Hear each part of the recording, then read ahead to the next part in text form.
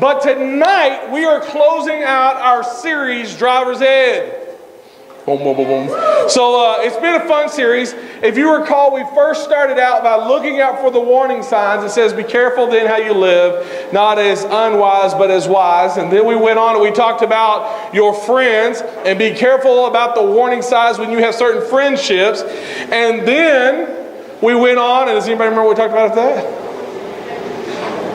No, because Clint preached. So that's it. Okay, then the fourth week we had small groups. Right? And we talked about a very exciting subject.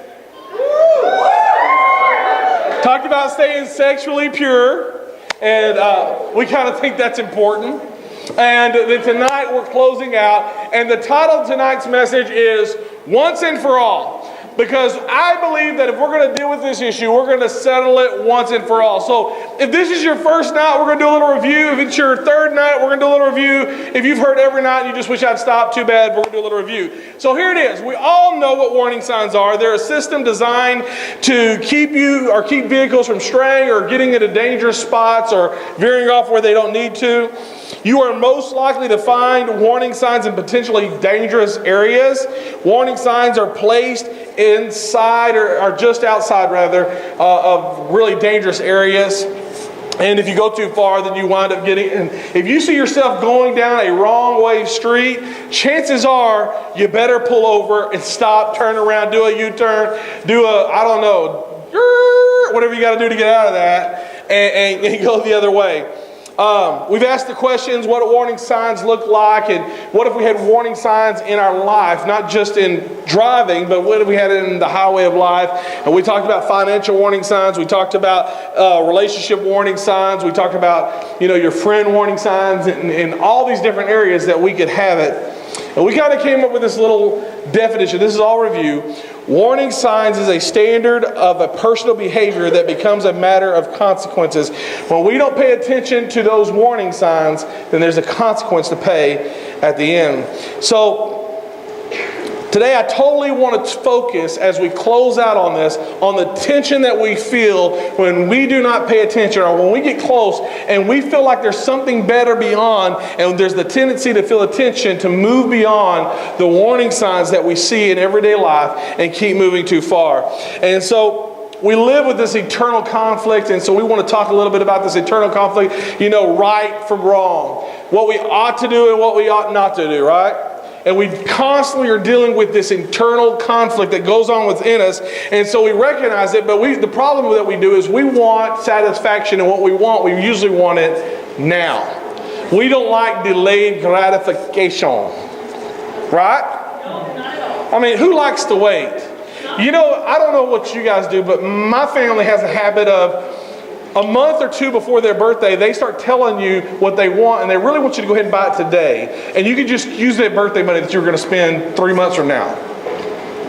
Y'all don't do that, right? Look, my birthday's coming up, in like 2 months. So if you want to go ahead and buy me that thing, that's really okay, because that you can just use that money, and then, when it comes to my birthday, it'll already be here and you don't have to do nothing. But the problem is, then we get to our birthday, we're like, you didn't give me nothing for my birthday? Not even a card, not nothing? Because it never works. We want satisfaction. We want it now. We don't want to wait. We want to deal with it. We want what we want now. The problem with this warning signs thing is that it blocks us from something that promises to be better now. And so we don't want to wait for the later because there's a promise of something better now. Why wait till later what I can have now? That's the problem. So what do we do with this? I don't want to give to you because I really want to spend. I don't want to work on a difficult relationship because I just want a new one. I don't really want to study. I just want a good... Yes, we do. Come on now. I don't want discipline. I want fun. I don't want to be a role model. I just want to be happy. Happy. Okay. I don't want to be wise or prudent. I want to have dinner with her. Or him. Whatever the case may be. Someone in this room, I won't mention who, posted that, not being in a relationship doesn't make you weak. Being able to wait makes you strong. And then they put who they could wait for. And some guy on One Direction, I'm not mentioning who that person was, that same person tweeted this week that their mama told them that One Direction broke up, and she was really sad until she found out it was a lie. Anyway, so neither here nor there, but you know who you are, that person. Okay. I believe, did someone just over here go, oh, sorry. I'm so sorry, guys. Okay. I believe that warning signs in the highway of life help guide us and direct us. But here is the healthy reality that we need to face tonight before we ever get into Scripture. The first healthy tension that we need to face is this. The tension isn't going to go away either way, whether it's you're trying to do it now or whether you wait later. Because there is a line, we think that if we go beyond the line, that the temptation will go away. There's this temptation that I really want to do something, I really want to do it, that if I just do it, I won't be tempted anymore. There's a temptation that if you feel like you really got to be, as we talked about last week, and go ahead and not be sexually pure, but move beyond where you should be waiting, that if I just fulfill that need, that I won't be tempted in that way anymore. There's a temptation that says, even though I shouldn't spend the money over here, if I spend it, then that temptation of wanting to spend it and buy the thing will go away. The problem with this is it's not true.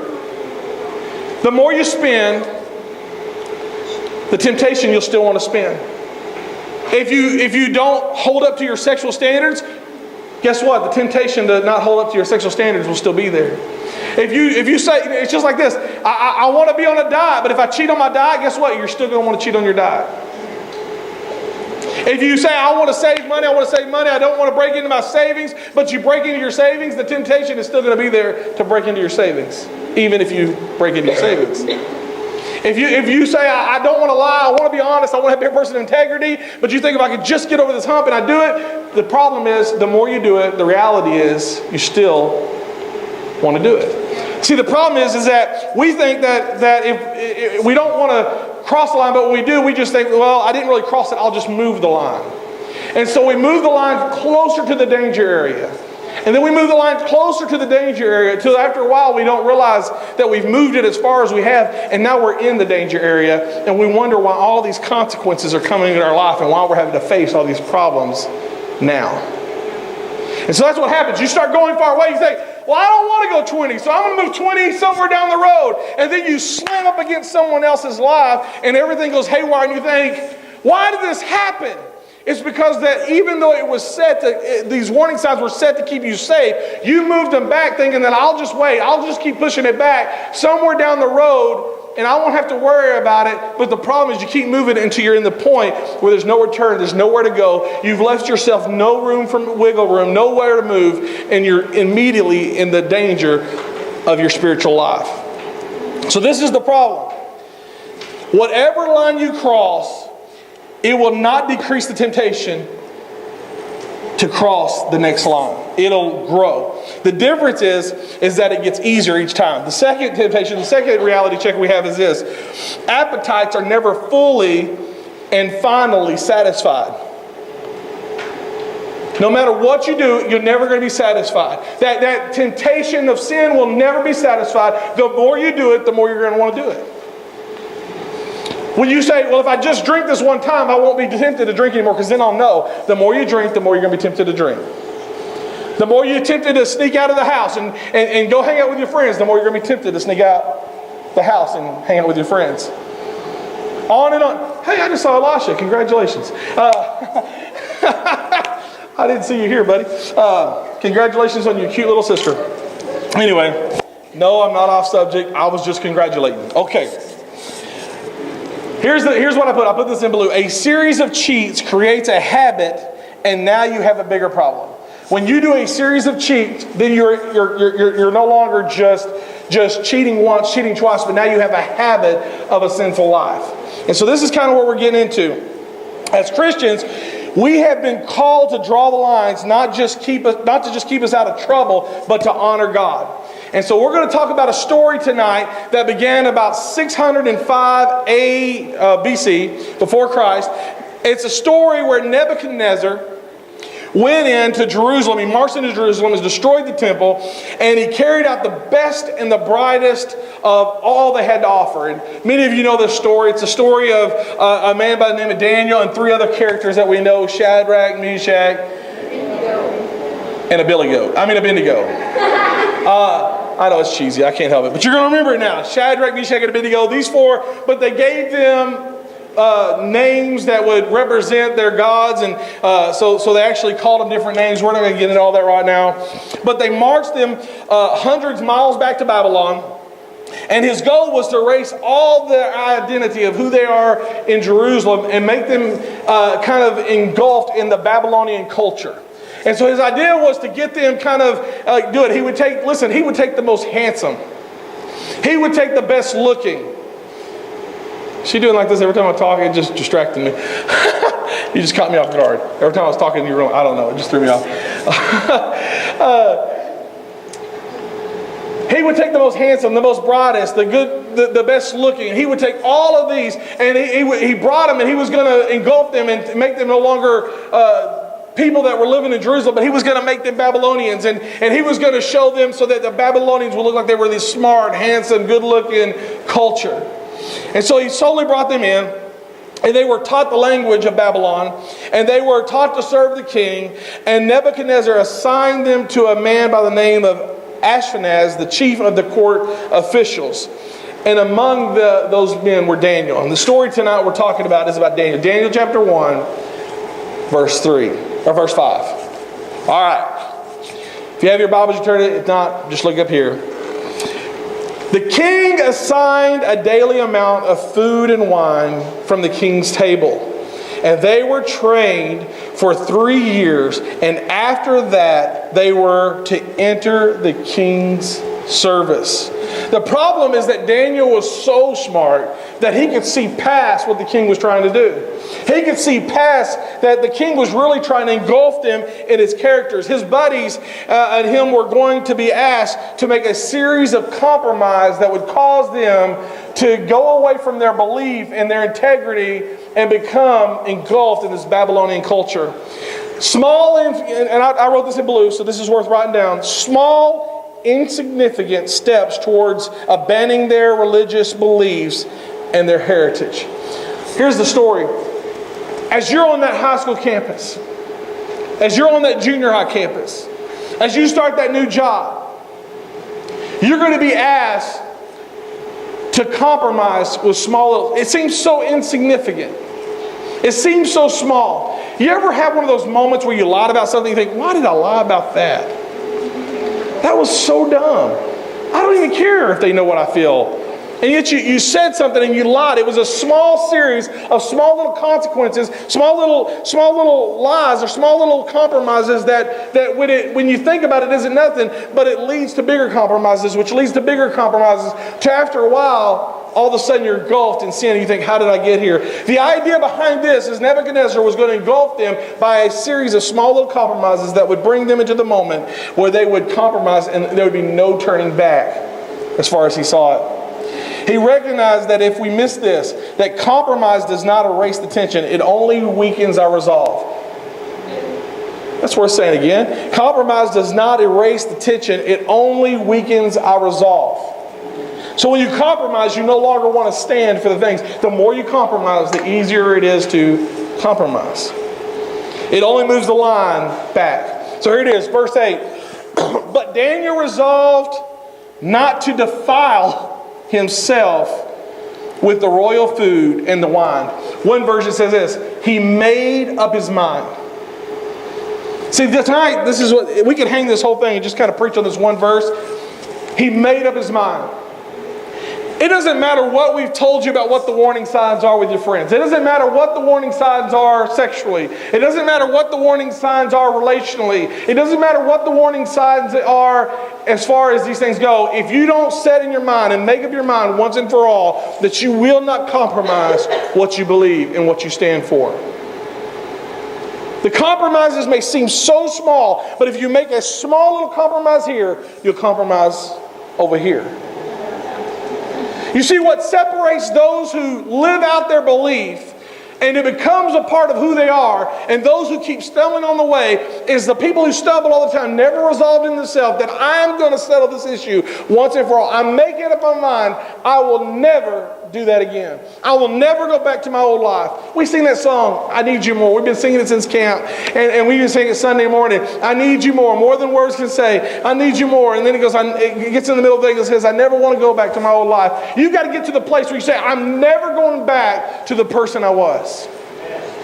Never. And until you resolve, until you make up your mind, until you become that person that says, you know what, I'm never going back. I'm making up my mind. I'm not going to compromise. I'm not going to settle for second best. Until you say, I'm going to listen to the warning signs. I'm going to pay attention to the speed limit. You know who you are. Praise the Lord. You ever see sponsors speeding down the road and you think, really? No. Anyway. Yeah. Okay. Verse 8, it continues on and it says, and he asked the chief official for permission not to defile himself. Just think about that. Here's Daniel. Daniel's a slave. Daniel is a servant. He's just been captured and brought back to Babylon. And he's getting the food. Now here's a guy who's eating from the king's table. He's eating the best that the king has to offer. People are starving in Babylon. And here's what he says to him. Listen, I appreciate that, but I really don't want to defile myself and eat your food. Can I have something else? Can you imagine the insult, the tenacity, the ability to stand up and say, you know what, I'm not going to compromise. I don't want to defile myself. It doesn't matter. They're like, are you too good? Or you think you're better than everybody else here? People are starving in Babylon and you think you don't want to defile yourself? Here they are. They thought they should. Daniel realized that he had to live for a bigger purpose than that moment. And that his integrity and that his character was more important than that food. Daniel made up his mind long before he knew how the story would end. Long before the book of Daniel was ever written, Daniel made up his mind. Daniel made up his mind before how he knew it would end. You know, it's easy to say, I'm going to live for God if you know how it ends. But if you don't know how the story ends, it's hard to stand up and say, you know what? Though none go with me, still I will follow. Though I sit at that table and I have to eat all by myself, I don't care. I'm not going to compromise. Though I have to go to work every day and listen to all those heathens cuss and try to tempt me with what they're doing, I don't care what they say. I'm not going to compromise. Until you resolve in yourself and you make up your mind, it doesn't matter if you don't know how it's going to end on the other side. You just got to set within yourself, no matter what anybody else does, I'm not going to compromise what I believe. Daniel made up his mind because he knew how the story would end if he didn't make that stance. You may not know how it's going to end, but you'll know how it will if you don't stop what you're doing. See, some of us in this room, we're going down a path that if we continue on this path, we know how it ends, but we just don't know how to get off the path that we've been on. We've already gone past the line once, we've already gone twice, and we just don't know how to stop the series and moving the line back and compromising. You know, I love the word diet because it's a great illustration of how sin works, but that's about it. The reality is this. When you do a diet, you justify things, say, you know what, I'm going to have just one cheat day. And then you cheat on that day and you think, okay, that's good. And you're like, you know, that wasn't really so bad. You know what, so I'm going to cheat again, but I'm going to make up for it tomorrow and work out harder. But then tomorrow comes and you really don't want to work out, so you're really tired and you think, I'm not only not going to work out tomorrow, but you know what, I tell you, the weekend, I'm going to get up early on Saturday. At that point, you should know you're lying to yourself. But I'm going to get up early Saturday and I'm going to go running. And it's a series of cheats. And to the point where you don't even remember. People say, I thought you were on a diet. Were you saying I'm fat? You know, because that's what we do. But the people who make it and the people who really lose weight will tell you this. They didn't have a diet, they changed their lifestyle. And the people who make it are the ones that says, you know what, I just changed. It wasn't a diet. I just realized this is what I was going to do from now on for the rest of my life. And they didn't compromise, and they kept on that path, and they kept on that path, and they kept on that path, and that's how they lost the weight. It wasn't that but it's just like sin. We're like, what are you saying? You gonna call me a sinner? Well, you're sinning, so I'm not calling you it. I'm just saying you're sinning. If you steal something, if you kill someone, if you sin, but I ain't calling, I'm just saying that's what you're doing. So that's what we do it. It's those little compromises that we're like, we're so in denial ourselves that we don't even realize we're doing it.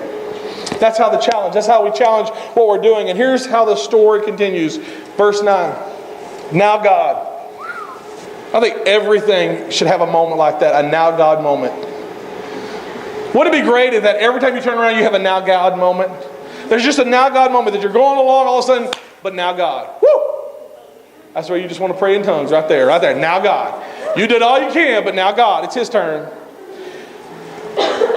This was the plan to set Daniel apart.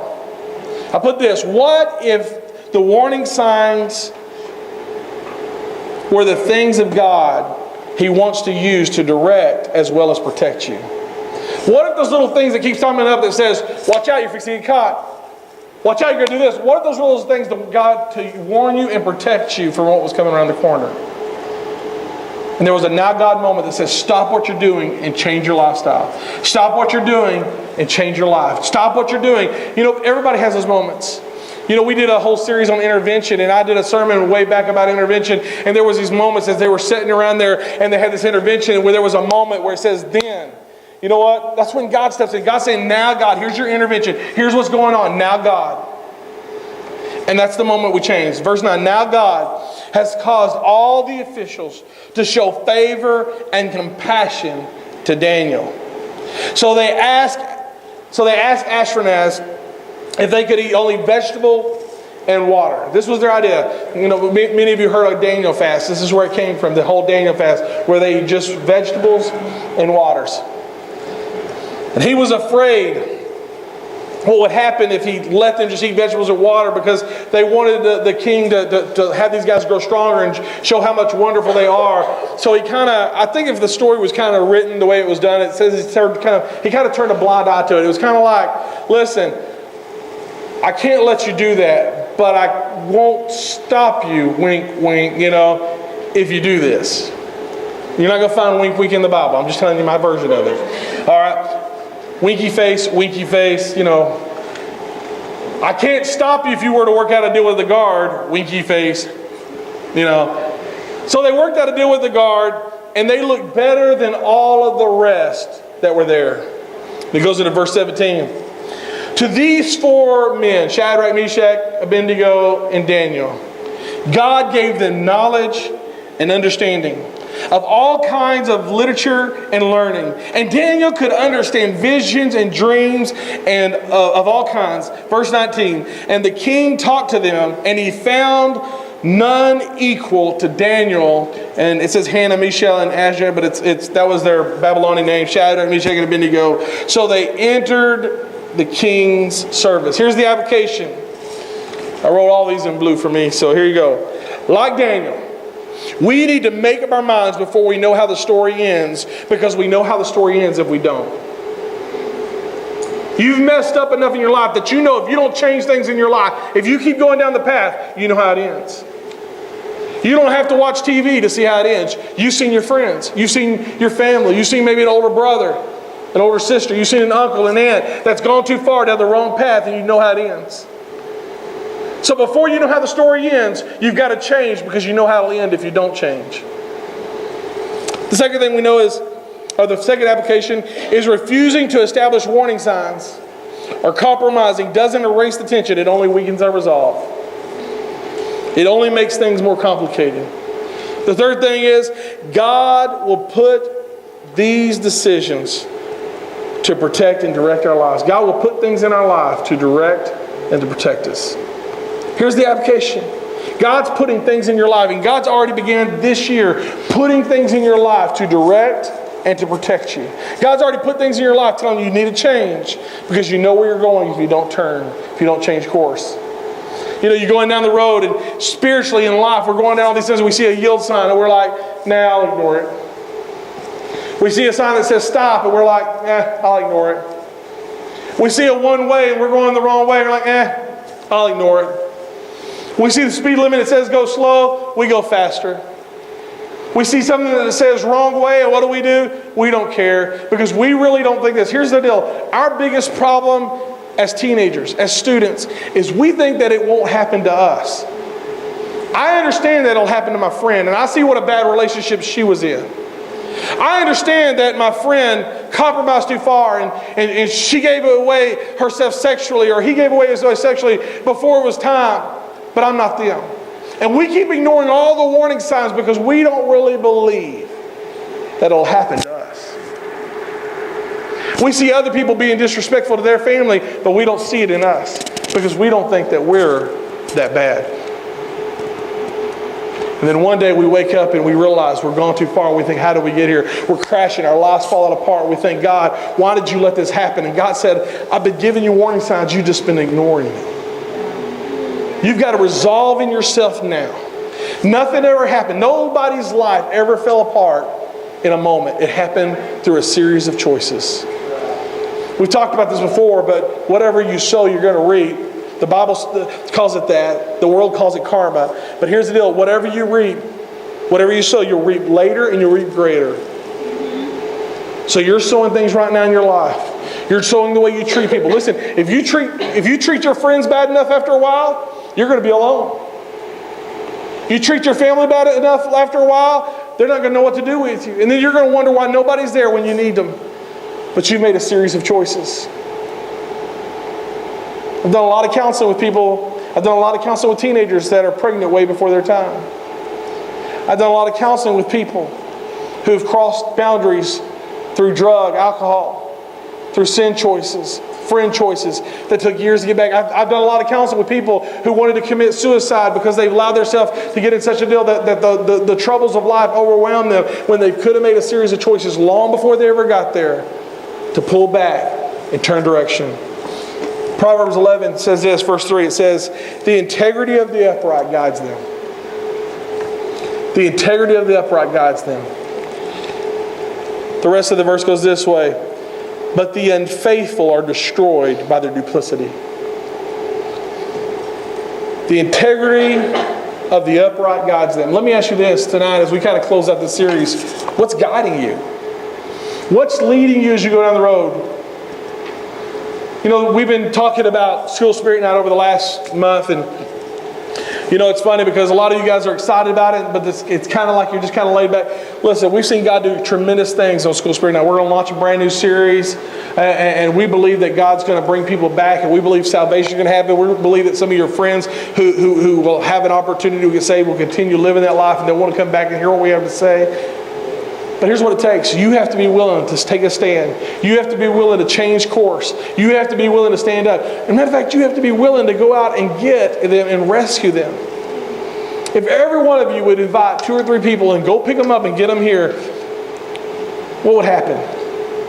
What would change? What would be the difference? Here's the conclusion.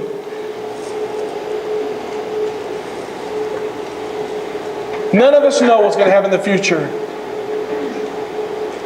None of us know what we're going to do the next few days, but we just haven't made up our minds. We've got to make up our minds at some point. See, most of the problem here is that we just haven't surrendered.